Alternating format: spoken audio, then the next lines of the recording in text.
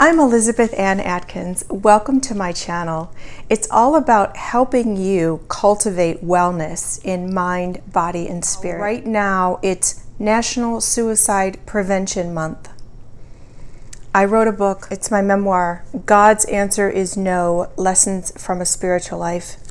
And in it, I share some struggles that I've had throughout my life with depression, anxiety, and suicidal ideation. Unfortunately, I didn't know what to do to combat them, and they were compounded by the fact that I was really struggling with food and fat. Sugar was my drug of choice, and it created this sort of instability in my moods and my body chemistry that really made me sad and depressed, and I would seek solace in sugar and sweets when I was sad. But the chemical reaction of the sugar in my body only made me feel worse, and it also made me feel overweight, and that made me feel worse, so I would eat more, and then this horrific cycle would just continue. Through a spiritual awakening, an aggressive lifestyle to maintain wellness in mind, body, and spirit, I have stepped into a new mindset, a new body. I'm super fit, and a lifestyle that I wouldn't trade for anything. I've never felt better in my whole life, and I'm on a mission to share all the things that I do in a day to maintain my wellness on every level so that you can do the same.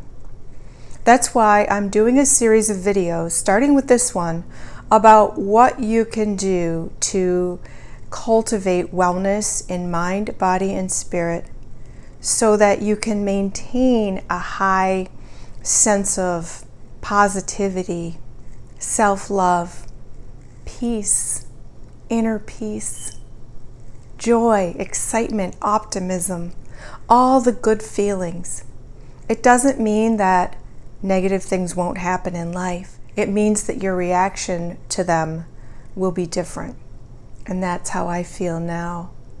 Life is a big journey. Every step matters, and all the things that have happened to us are lessons. And that's why I've compiled them in this book. And among those lessons are my struggles with food and fat and the resulting depression and suicidal ideation that were also coming from different situational experiences, such as a terrible divorce, struggles with my career, and other things that I endured. So my mission in sharing these stories is to help you see that help is available, help does work, and you can step out of that gloom feeling better than ever. So I want to start by reading a passage from when I was in college, really struggling with food and fat, failing pre-med, and really having some depression, anxiety, and suicidal thoughts. So I'm going to read that passage to you from my book. This passage is called Facing Failure, Being Fat, and Never Fitting In. The steak knife was too dull to slice through the skin on my wrist. The blade just glided across the blue-veined whiteness, leaving the same harmless trail as a fingernail might. Standing in my dorm room, I looked up in the mirror at my red-rimmed eyes. My childhood dream of becoming a doctor was dead, killed by flunking Chemistry 123 twice and bombing physics and algebra. Why had I been an A student in these subjects in my college prep high school and a failure in college? Showing my report card to my parents was simply devastating.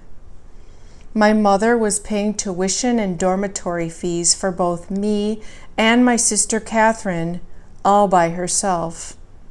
We received no scholarships, no financial aid. I remembered that her motivation to become a lawyer had been to make enough money to put me and Catherine through college after Daddy retired. Now here I was, flushing thousands of dollars in tuition down the toilet.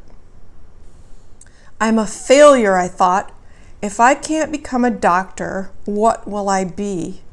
I feel so fat, obsessed with eating and failing yet again at staying slim. Sobs racked my body. I felt so alone and misunderstood.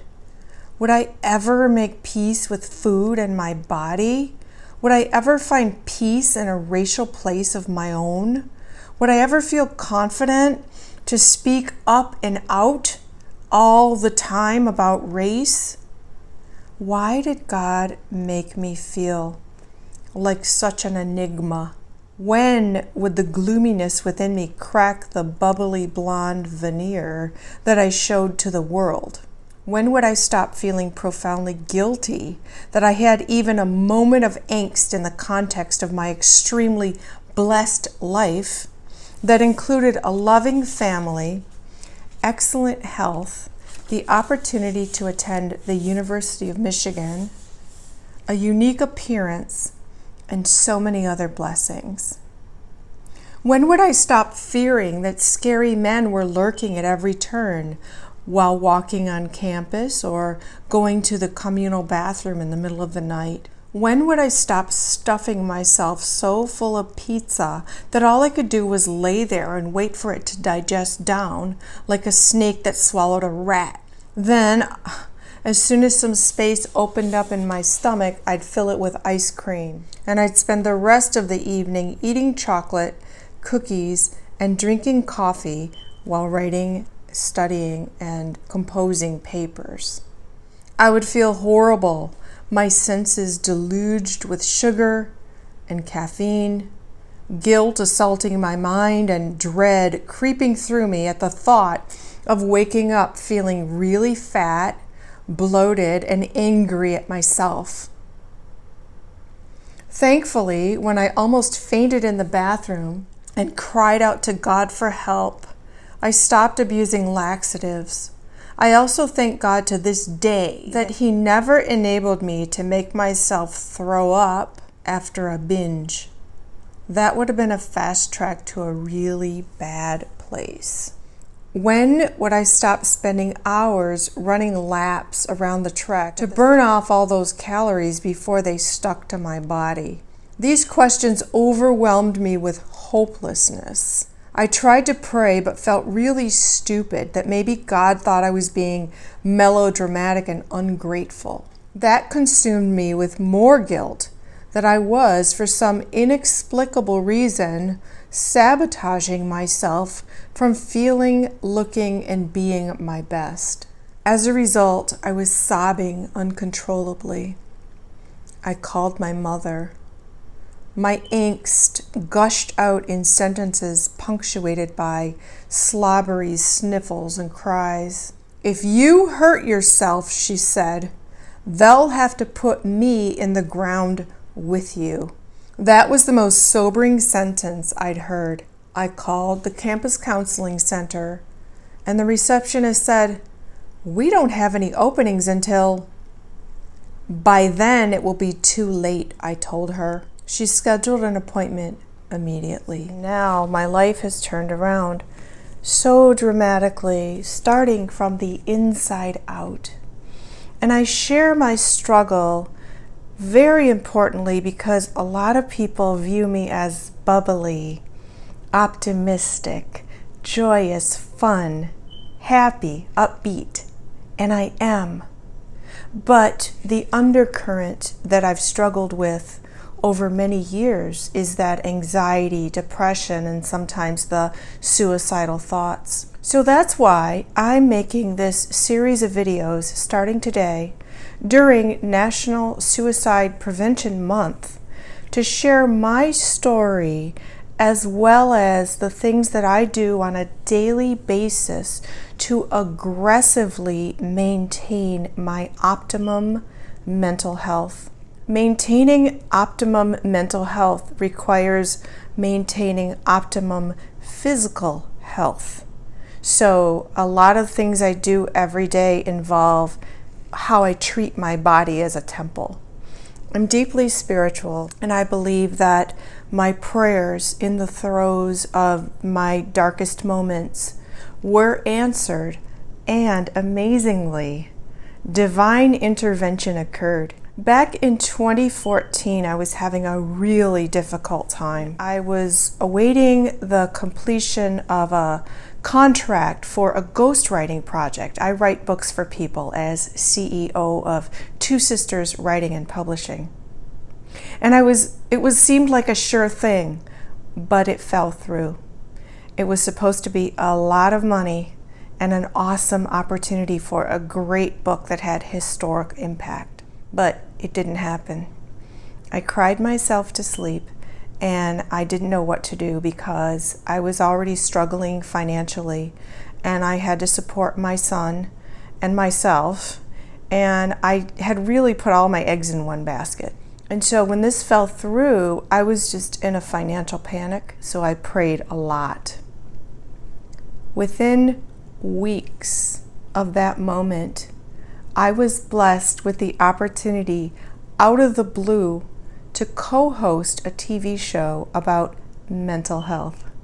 So here I am, anxious, depressed, crying myself to sleep and thinking about suicide.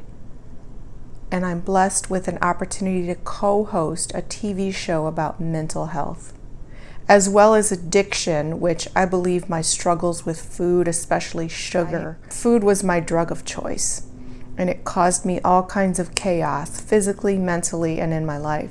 So that divine intervention as a result of my prayer in the midst of desperation resulted in a miracle.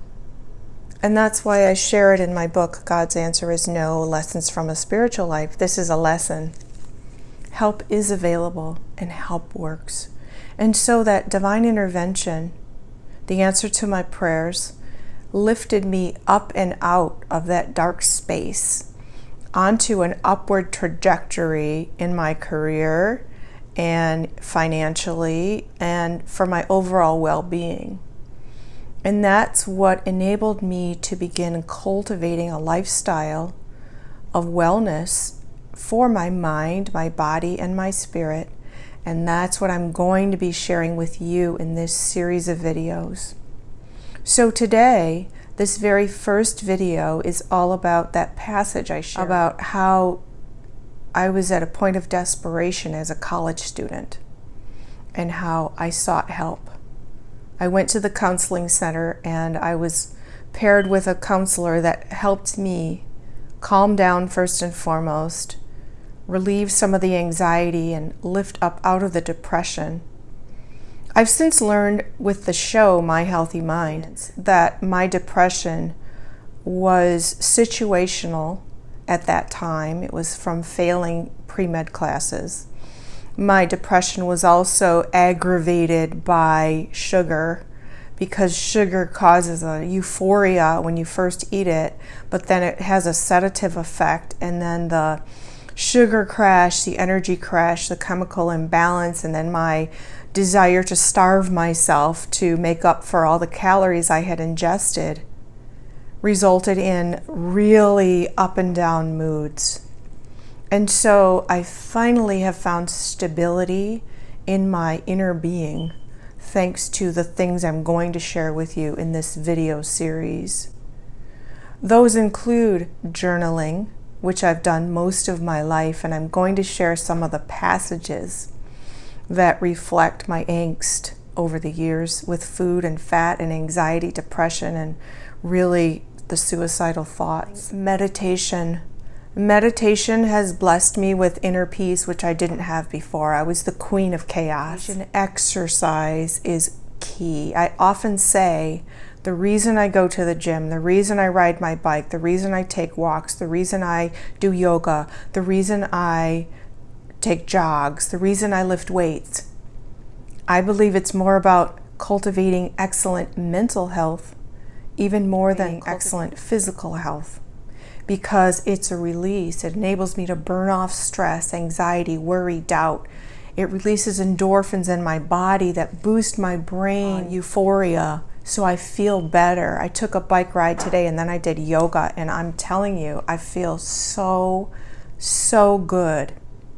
But just a week ago, I was having extreme anxiety. It feels like a tornado inside.